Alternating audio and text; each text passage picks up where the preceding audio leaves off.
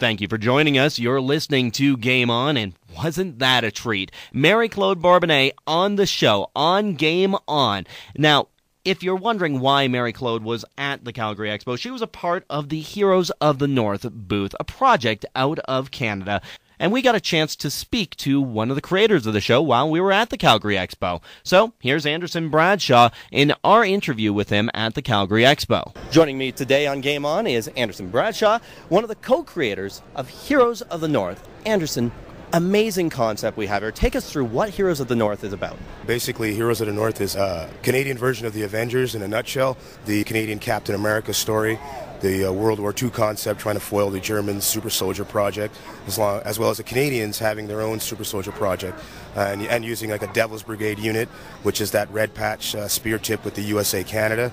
So we have a mix of a unit that goes to 1944 Germany, and we basically effectuate a combat mission to stop Mengele and Hitler's super underground projects.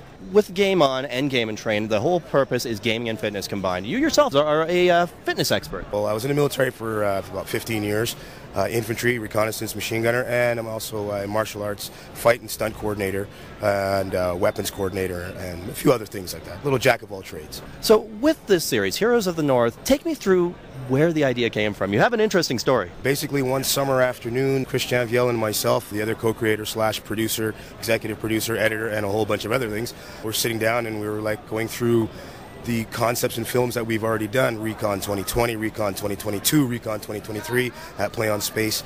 And we're like, okay, well, we've done sci-fi. About 20 years ago or so ago, we had a concept for superhero shows, and they were a bit hard to get off and stuff like that. So we said, let's come up with something now. And it was totally this Canadian vibe. And we said, hey, wait a second, this is over some beers on a rooftop, summer barbecue at my little production office where we used to just do all our stuff and do some training. Bam. Okay, let's do this. I made up a drawing. What about a guy called The Canadian?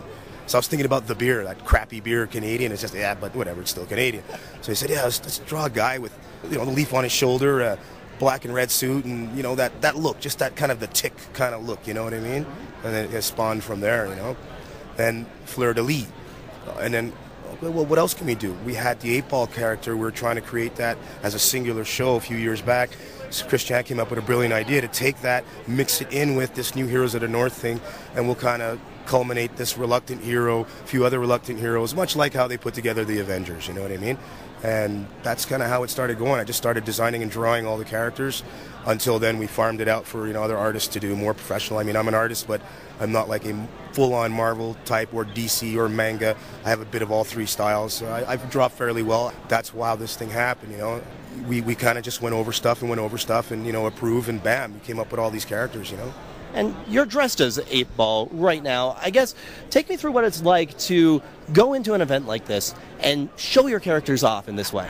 It's a little bit of a trip because I notice how the people take to it, because it's an original concept. It's not a fanboy or a cosplay.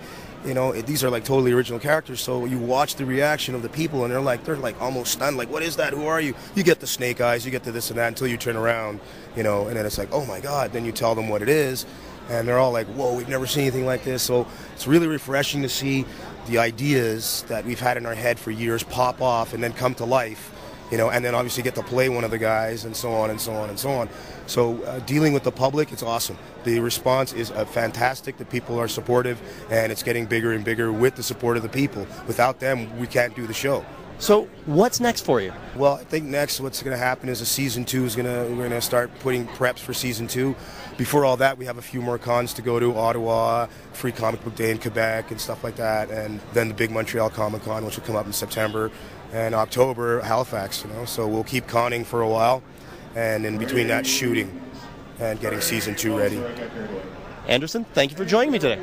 Thank you very much. Thank you, man. This is beautiful. That is Anderson Bradshaw, one of the co-creators of Heroes of the North. You can find out more information at heroesofthenorth.com. I'm Jeff Johnson. You're listening to Game On. A little bit of the old, a little bit of the new. I am assuming direct control. And everything in between.